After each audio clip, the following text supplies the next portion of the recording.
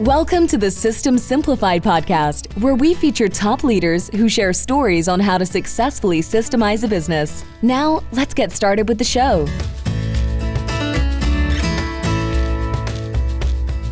Hello, I'm Klevit here, the host of the System Simplified podcast, where I feature top founders, entrepreneurs, and thought leaders about systematizing a business. And today's episode is being brought to you by Business Success Consulting Group, where we create, document, implement, and optimize processes and procedures so businesses can grow and thrive. And today's guest is Michael Richman. Hi, Michael. Hi, how are you? Hi, everybody. I am doing great. How are you doing? Good. I'm excited to talk about this topic. Yeah, me too. It's going to be an exciting conversation. But first of all, I'm going to introduce you and give the bio. So you are a fourth generation entrepreneur. Correct. Which is pretty cool.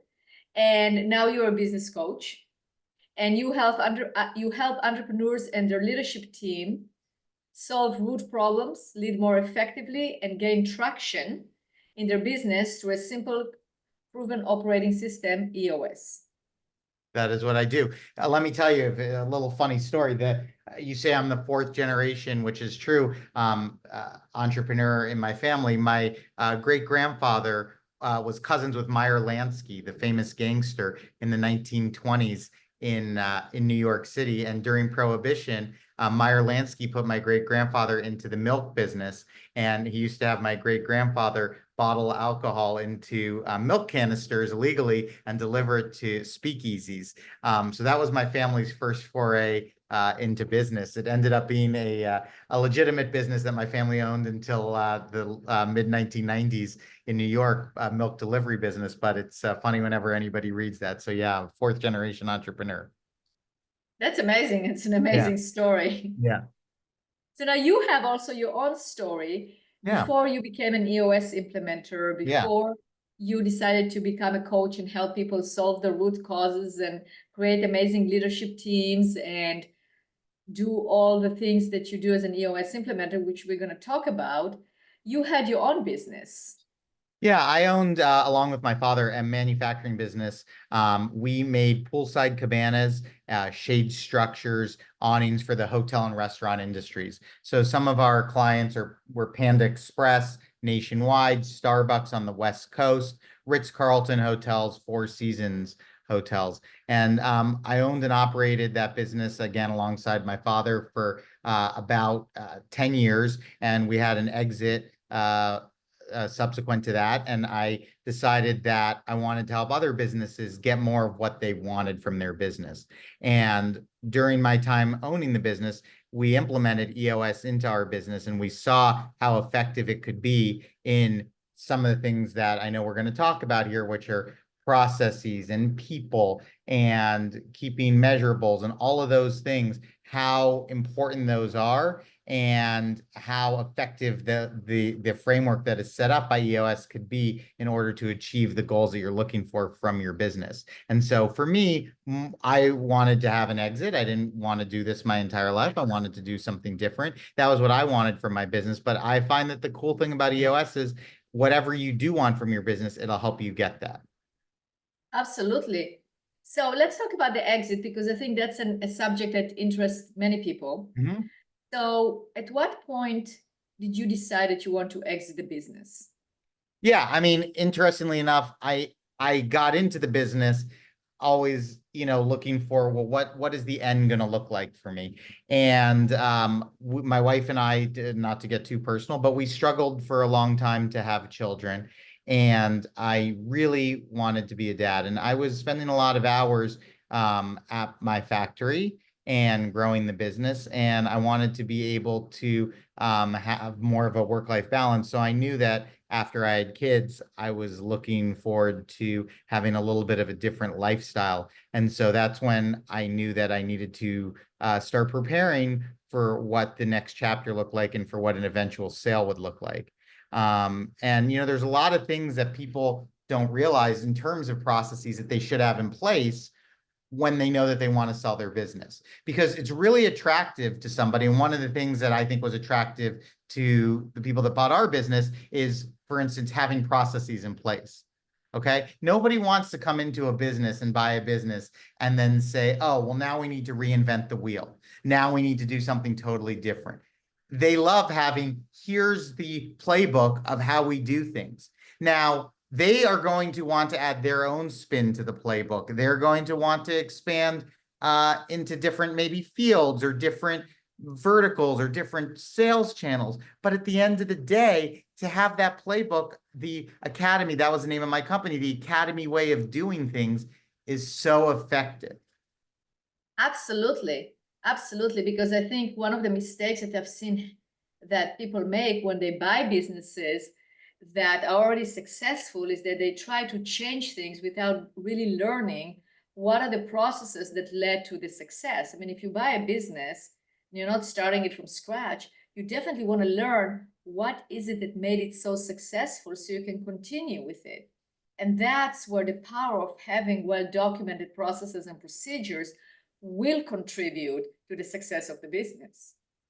Yeah, one of the things that I learned in my business too was, I went to school, I got my MBA, I did all of that traditional stuff. And I thought that the only way to document processes, if we're talking about that, is these 300-page SOP documents. And when I entered the business, I started documenting things in that way. And then I realized it didn't match with my workforce and it didn't match with what we were doing. And so we started to shift the way we were documenting some of our processes. There's a book called The Checklist Manifesto. I'm not sure if you're familiar with it. Absolutely. Okay. And documenting some of our processes using simple checklists. So for instance, our fleet, our trucks that left the shop every day, their morning process was documented. The drivers had a checklist that they had to go through every morning. Hey, the process is we check the tire pressure. The process is we check the windshield wiper fluid. The process is, and they had to check each of those things off. And that, just by doing that, saved us so many headaches, because before we were doing that, nobody was checking the windshield wiper fluid and nobody was checking the tire pressure. And next thing you knew, we were 500, 1,000 miles away and our truck breaks down because the tire wasn't inflated correctly. Well, if we would have had a process to check that, but having a 300-page document wasn't going to work for the drivers. They needed to have something simple that they could look at and check off, boom, boom, boom, boom, boom. Absolutely. Absolutely. I just recorded an episode with one of our clients, and I'm going to include it in the show notes as well, because we're actually going step by step showing what we did with him. And part of it was creating those checklists for his company. And the checklist will also, so it can be like a high level checklist. And then you can have under that line of what to do in the checklist an actual explanation. So when you're actually training somebody, they can also understand how to execute it, and then they can use it as a checklist. So that's the episode that I did with Eric Dumani, who is the founder of Sunset Outdoor Creations. And I will include it as well, because I agree with you that having a checklist is very important. And that is something that, and it has to be, we have to have processes that are easy to assimilate, that it will be easy to read. That's why we also stay away from those really long SOPs. We use a platform to document it, so we can also use videos and screenshots and make it visual and make it very bite-sized steps that people can just read and go, okay, I can execute that, check, can execute that, check, so that is definitely a very important part. So Michael, what happens when the buyer doesn't follow the processes? Well, it's interesting you're asking that question. My business, the people that we sold my business to failed. I wasn't in there, so I don't know exactly what processes were followed and weren't followed after I sold my business. But the business that I own, after I sold it and was removed from it, went bankrupt. I think a lot of times what happens, and I've seen this happen, is businesses go in there and they try to reinvent the wheel. They try to find all new people. The people who were in that business are too stupid. They're old. they're not as technologically forward as me. They don't know what they're doing. And so I'm going to shift everything and I'm going to change everything. And I think when you go into a situation that has already been working and then you try to shift everything, what ends up happening is you get a shock to the culture system, to the employees that are currently there, that have been doing this same process that has now been documented for 20 years or 15 years or 10 years.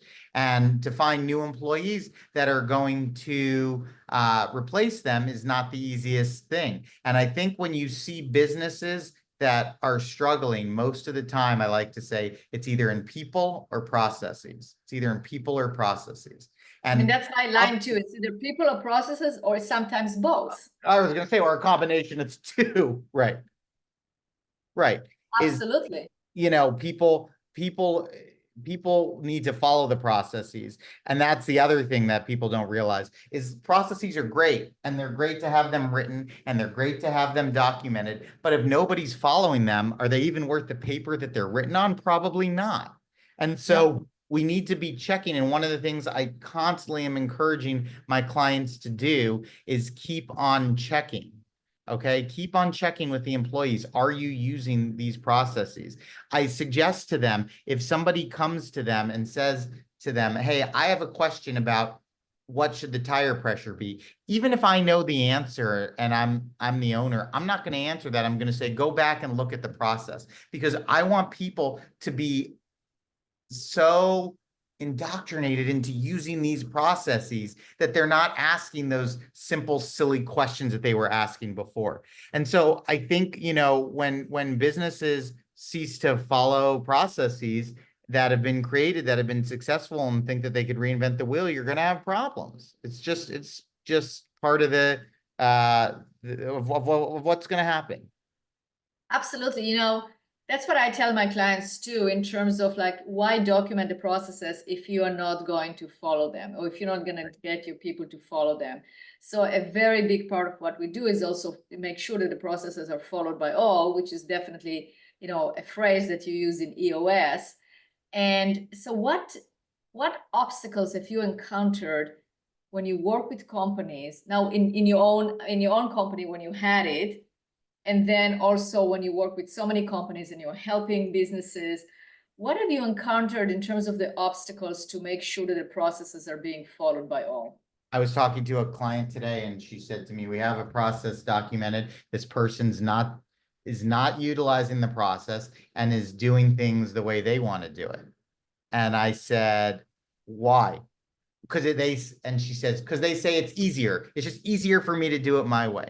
Well, the problem is if that person wins the lottery tomorrow and is no longer at the company, we're not going to be able to do those things the right way the next day.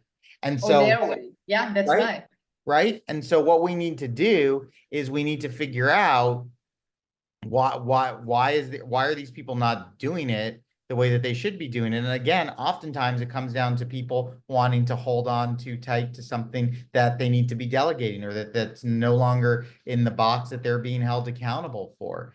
And so they're holding on so tight and they don't follow the processes. So I run into that. And I also run into the processes not being updated. And I think that it's important to realize that processes are a living thing, right? Processes are a living thing. And so when technology changes, or when the way you're doing business changes, you got to update that process. Otherwise, it becomes old and stale and sits in a drawer. And that's not useful for anybody. Right. And I'm in the mindset, and that's what also we teach our clients, is that processes, they can be changed driven by an event, meaning, like you said, if the technology changes, but I also really recommend that they also review the processes on a regular basis, like every 6 months or every year, depends on the maturity of the process, and sometimes every quarter if it's a new process, because it will change. And that is the bottom line. And and sometimes people say, I hear them say, well, I don't want to document my processes because they change. What would you say to somebody like that when they say that? I'd say to them, let's start documenting it today the way it is. And then we're going to look at it and we're going to change it when we need to change it, when it changes. But you won't be able to scale your business. You won't be able to grow your business if you're not documenting it. If all the knowledge lives up here, then your whole business is built up here in 1 or 2 or 3 people's heads. And all you need is for that 1 or 2 or 3 people. And I found that when I bought my, business originally, that there were some people who had so much knowledge up here. And it was like, what would I do if they were out sick for, 6 weeks? Or couldn't no longer wanted to work for us or wanted to move to Barbados or whatever it is. All of a sudden, now we have no knowledge of what they were doing.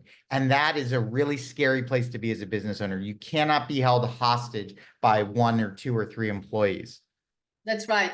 And when we talk about change and not changing, that is also, processes have to be documented, because if you want to implement change, you need to know what you are changing. Because I saw it, we're talking about danger or a situation that is not safe for the business, is to try, another situation is not safe, is to try to change without knowing exactly what you are changing and without measuring it.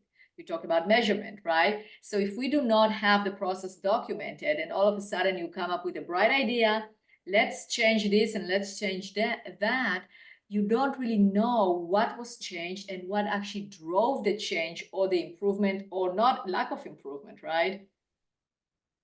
100%, absolutely. Yeah, so that's another reason why, is because if you want to change, you want to know that for sure. Absolutely. Yeah. So Michael, if people want to know more about you and they want you to help them scale their business, get this, what you did, exit the business, right? Or implement the operating system that will actually get their business going. How can they get a hold of you? They can email me at Michael, MICHAEL .Richman, RICHMAN at EOS, the letters EOS Worldwide, WORLDWIDE.com. Excellent. And then you'll be able to talk to them and see if talk to them, help them, and see if we could be a help. Yeah, absolutely. Absolutely. Great. Well, Michael, thank you so much for being a guest on this podcast. That's been a very good conversation about processes, the importance of it. And definitely, you learned the lesson. I mean, you did not learn the lesson. The people that bought the company learned the lesson of what happened. Exactly. But you shared that lesson with us, and definitely a lot of insights about why processes are so important. So thank you very much. All right. Thank you.